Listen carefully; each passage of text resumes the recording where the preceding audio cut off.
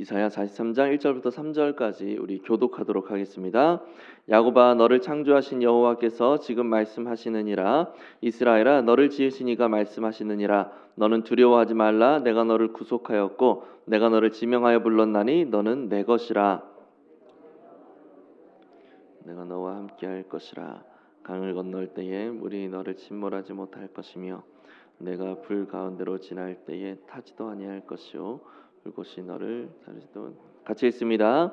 대저 나는 여호와 내 하나님이요 이스라엘의 거룩한 이요 내 구원자임이라.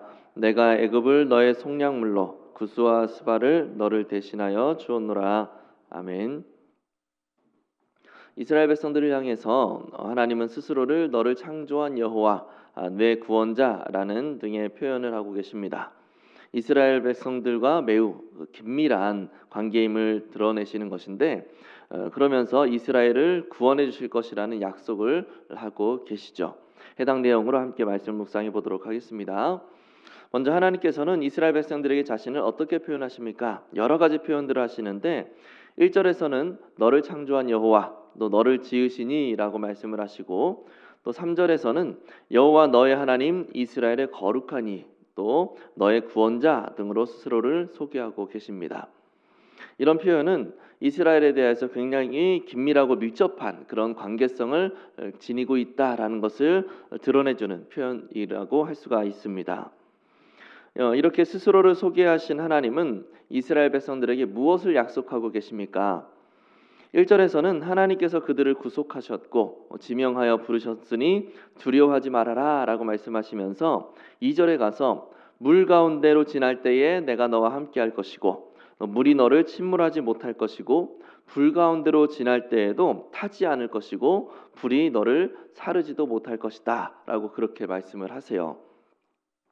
또 5절에서는 너의 자손을 동쪽에서부터 오게 하고 서쪽에서부터 모을 것이다 라고 말씀을 하고 계십니다. 이렇게 이스라엘의 구원을 말씀하시면서 독특한 내용이 나오는데 3절에 보면 애굽을 너의 속량물로 주고 구스와 스바를 너를 대신하여 주었다라고 말씀하시는 장면이에요. 해당 장면을 우리가 좀 더 상세히 살펴보겠습니다. 해당 내용을 살펴보려면 그 페르시아 고레스 왕의 정책을 우리가 좀 살펴보면 좋습니다. 고레스 왕은 자신이 정복한 그 민족들에게 상당히 호의적인 성향을 지녔는데, 호의적이라고 표현한 이유는 바벨론에 사로잡혀왔던 그 포로들을 모두 돌려보내 주었기 때문에 그렇습니다. 그리고 그 민족들의 종교도 모두 다 복구할 수 있도록 도와주기도 하죠. 그래서 이스라엘도 자신의 가나안 땅으로 돌아갈 수 있게 해주었고 또 성전을 다시 지을 수 있도록 허락해 주기도 했습니다. 거기다가 성전을 지을 그 재료들도 다 페르시아에서 지급해 주어라 라고 그렇게 명령을 하기도 하죠. 이게 이스라엘에게만 허락해 준 것이 아니라 모든 포로된 민족들이 바벨론에게 사로잡혀 왔던 그 민족들에게 그렇게 해줬던 거예요. 그 고레스 왕이. 그렇게 했던 이유가 있는데 외부의 침략에 대해서 이들을 방패막이로 사용하려고 했기 때문에 그렇습니다. 예를 들어서 애굽이 페르시아의 땅으로 침범하려고 할 때, 침투하려고 하면 가장 먼저 마주치는 영토가 이스라엘이었습니다. 고레스는 이스라엘을 애굽을 막는 방패막이로 사용하려고 했던 거예요. 그래서 페르시아의 군인들이 굳이 애굽의 그 군대와 싸우지 않아도 이스라엘을 통해서 막아내면 자신들의 군인들을 그 전쟁에 보내지 않아도 되니 꽉 먹고 알 먹고인 상황인 겁니다.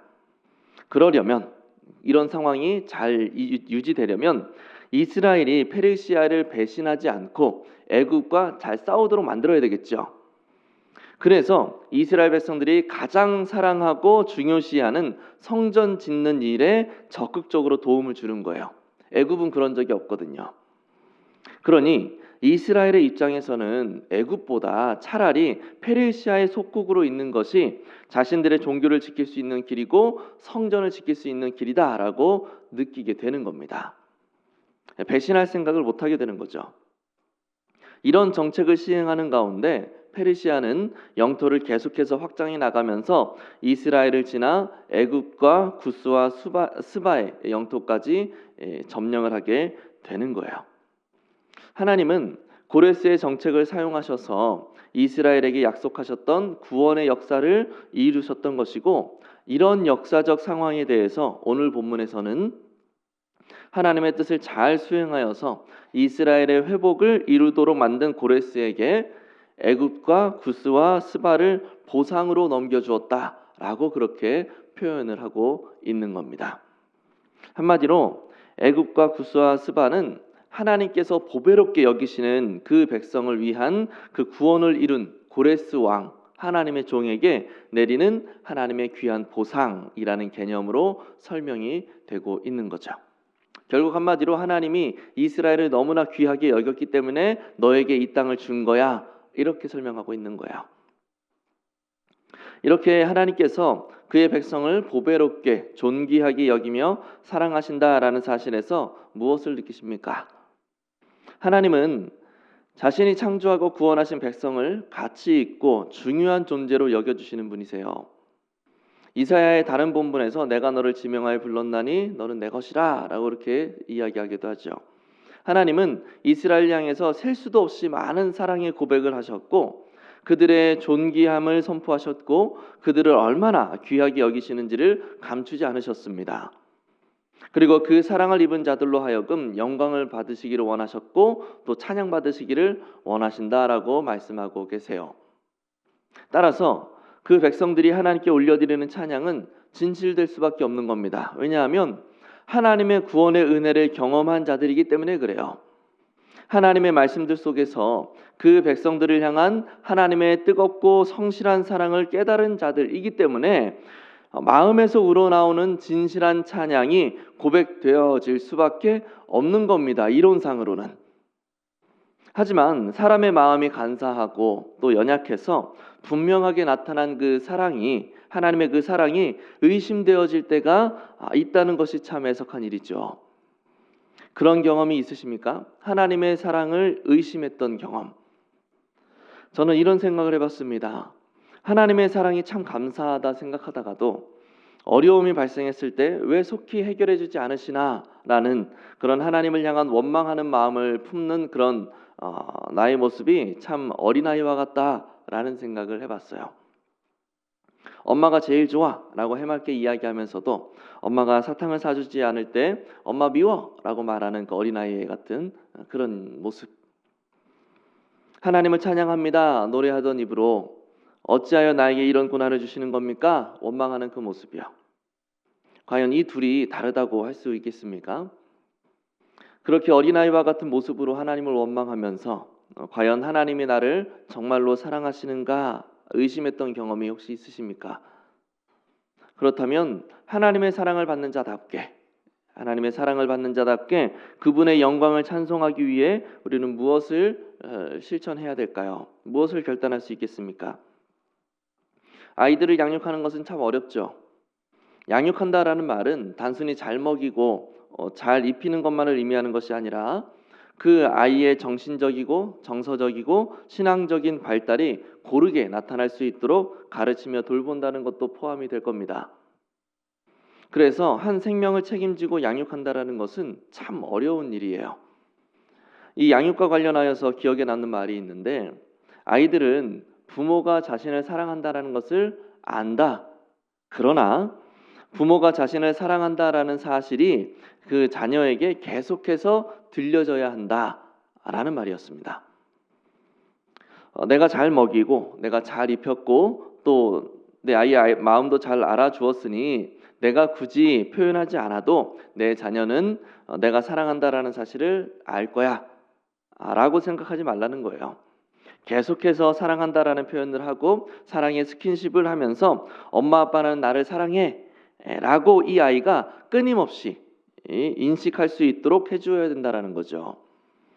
그래야 아이의 자존감과 더불어서 사회성이 높아지고 정서적이고 정신적인 발달이 고르게 나타날 수 있다고 하더라고요.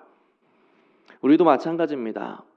하나님께서 나를 사랑하신다라는 사실을 끊임없이 되뇌이고 기억하는 것이 하나님의 영광을 찬송하기 위해 꼭 필요하다라는 겁니다.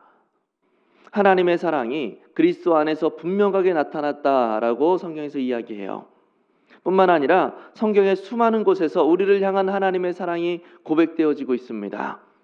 분명하게 나타난 그 사랑을 통해서 우리의 자존감이 회복되어지고 정서적이고 정신적이고 신앙적인 발달이 우리에게도 이루어져야 된다라는 것이죠. 그렇게 어린아이와 같던 우리의 신앙이 자라감에 따라서 우리의 심령에는 감당할 수 없는 감격과 진실한 하나님을 향한 찬양이 자연스럽게 형성되어지게 되는 겁니다. 우리가 그리스도 안에서 분명하게 나타난 그 하나님의 사랑을 늘 묵상하고 기억할 수 있기를 바랍니다. 그리고 그 안에서 늘 자라가서 마땅히 올려드려야 할 하나님을 향한 그 진실한 찬양이 우리 한 사람 한 사람을 통하여서 온전하게 노래되어질 수 있기를 예수님의 이름으로 간절히 축복합니다. 기도하겠습니다. 우리 오늘 말씀을 기억하면서 먼저 그리스도 안에서 분명하게 나타난 하나님의 사랑 안에서 자라가게 하옵소서 먼저 기도하시고, 더불어서 하나님의 사랑을 받은 존재로서 하나님의 영광을 찬송하며 살게 하옵소서. 또 6월 집중 기도 제목입니다. 신실한 그리스도의 제자를 끊임없이 재생산하는 생명의 공동체가 되게 하옵소서. 말씀과 기도로 무장하여서 하나님께 영광을 돌릴 수 있는 거룩한 다음 세대가 되게 하옵소서. 기도해 주시고 개인 기도하시고 자유롭게 돌아가면 되겠습니다. 우리 주여 한번 부르고 기도합니다. 주여. 하나님, 우리를 향한 하나님의 고백되어진 그 사랑의 그 고백들을 우리가 기억하기 원합니다. 하나님이 얼마나 우리를 향하셔 진실되게 사랑하셨고 또 그 사랑을 어떻게 표현하셨는지 우리가 기억할 수 있도록 하나님 은혜를 베풀어 주시옵소서. 우리의 강팍하고 연약한 우리의 마음 가운데서 하나님의 사랑으로 우리의 마음이 녹아지고 하나님 그 가운데 주님의 사랑을